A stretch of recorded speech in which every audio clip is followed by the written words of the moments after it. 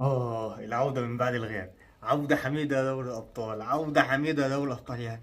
وحشتنا ليالي الأبطال، وحشتنا، ولو إنها نكدت علينا بأرن سلوت ابن القرعة ابن فلاحين هولندا، نكدت علينا بس يعني.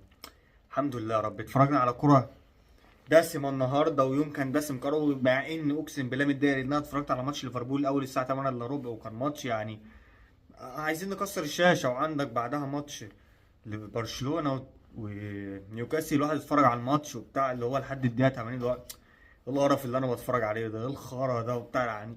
وبقى كنت عمال اشوف اتلتيكو مدريد والبايرن مولعين الدنيا، و6 1 و5 2 حركات، ودول يعني اخر 10 دقايق صبرونا شويه يعني، ها. اخر 10 دقايق عملوا حاجه. اهلا وسهلا بيكم في ليله مولعه نار النهارده من دوري ابطال اوروبا، هنتكلم فيها عن الماتشات ونرغي شويه كده وندردش عن اللي حصل.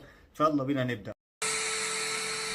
طبعا جمهور برشلونه دلوقتي صوت صياح اقترب، صوت صياح العالم كله طرب بالنسبه لي يا باشا. انا طالع من سان جيمس بارك متعادل، لعبت حلو لعبت وحش، انا يا باشا طالع متعادل ودنيتي حلوه، وراك طالع مبسوط وحقك. وفي نص تاني منقسم، يعني حقك كان في واحد تاني منقسم برشلوني تاني صاحبي بيقول لا احنا نعر ونقرف كل القرف اللي احنا فيه ده يعني لا احنا نسد النفس. وده راجل محترم، ده راجل محترم عنده حق، عشان بعد كده لما تلاقوها جت وقفت معاكم تاني، او قفلت معاكم، او على الحظ مش معاكم، او نجست معاك بعد كده في المراحل المتقدمه دوري الابطال، ما تقولش هو انا حظي وحش ليه. خدت حظك كله، انت خدت حظك السنه دي كله في ماتش النهارده باللي حصل فيك. بس هنبدا احنا بماتش ليفربول، عشان الواحد لازم يتكلم. الماتش اللي بدا الاول، الماتش اللي بدا الاول هنتكلم في الاول. ليفربول يا معلم، ليفربول ورونا النهارده الرينا الكروي يعني ضيعوا عنا الشهر كله ده، يعني مش عارف اقول لهم ايه، مش عارف اقول ايه والله بجد يعني. كفايه كفايه اسطوت.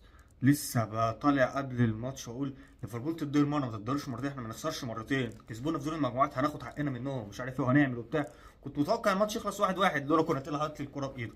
كفايه كوناتيل، كفايه الجول اللي جيب سببك، كفايه روح.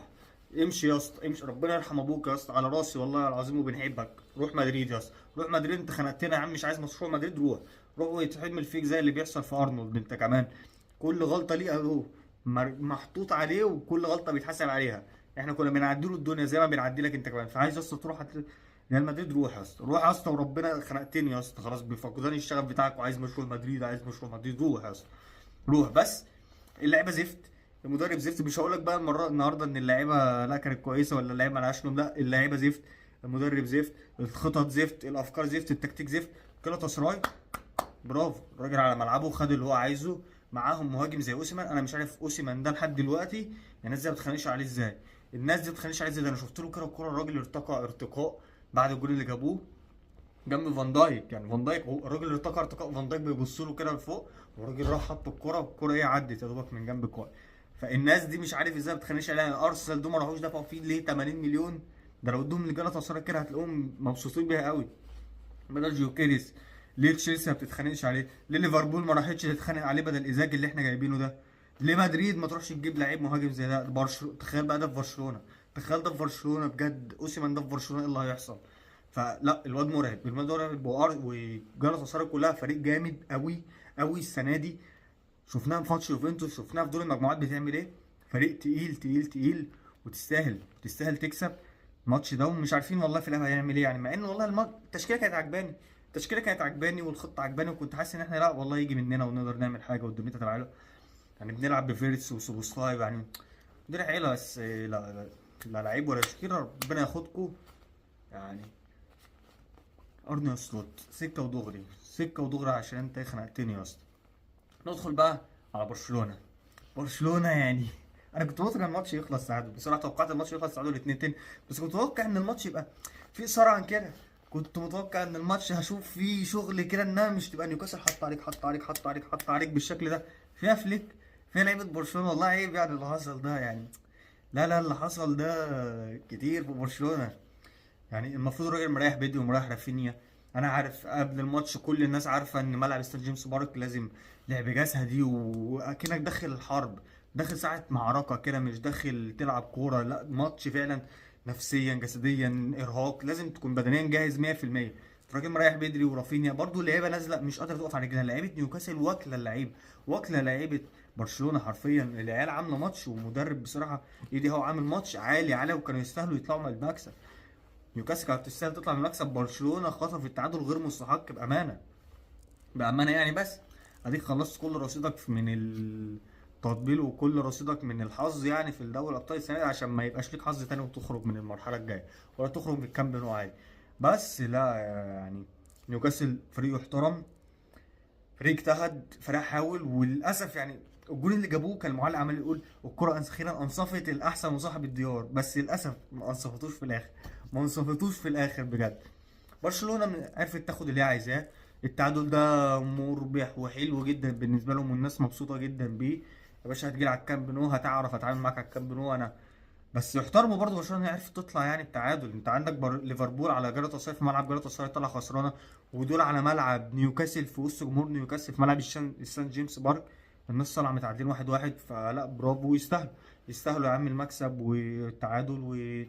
ومبروك يا سيدي، مبروك. وبنسبه كبيره كده برشلونه هتأهل على ارضها في الكامب نو، والدنيا هتكون اسهل واحسن شويه يا بختكم بهانز فليك.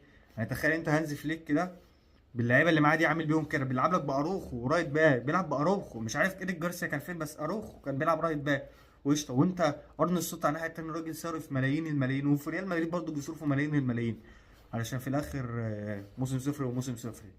فلا برشلونه جود لك على ربع النهائي يا معلم. ندخل بقى كده وندردش شويه عن الماتشين الحلوين، الماتشين اللي فعلا الواحد متضايق انه ما شافهمش. انا متضايق اني ما اتفرجتش على الماتشين دول.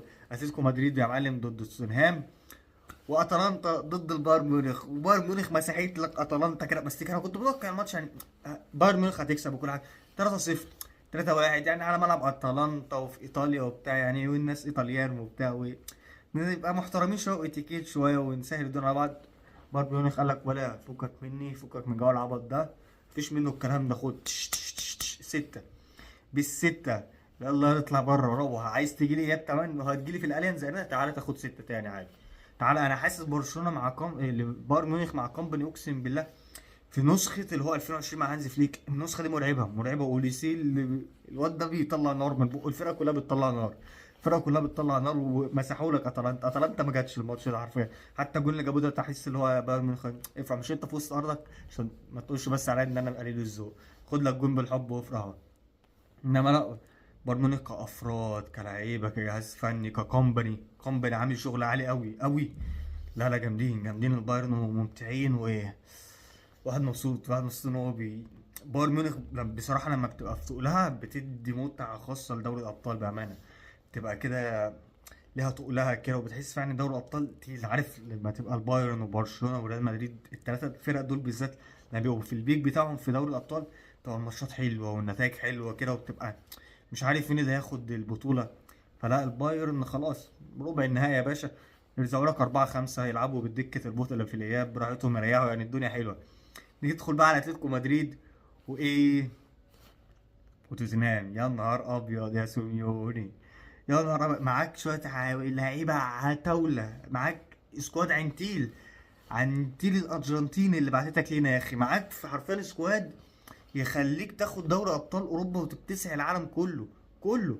بس لا انا حمار برضه، انا هفضل 10 سنين بنفس البدله بنفس القصه بنفس المرفزه بنفس اللعب بنفس الاسلوب بنفس كل حاجه، اللي هو اجيب مهاجم كونتور كده زي سوروس، واجيب ايه مهاجم صغنن كده زي الفاريز. هو ده التكتيك بتاعه من ساعه ما بدا زي ما هو.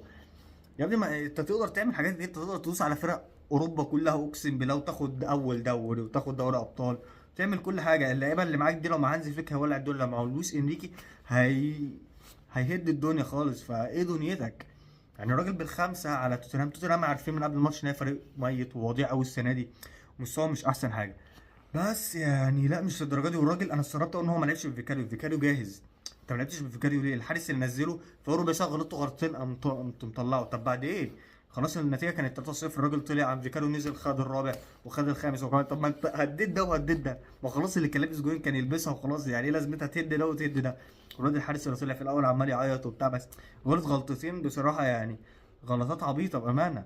بس انت بقى هي الفرقه كلها واقعه، الفرقه كلها متدمره.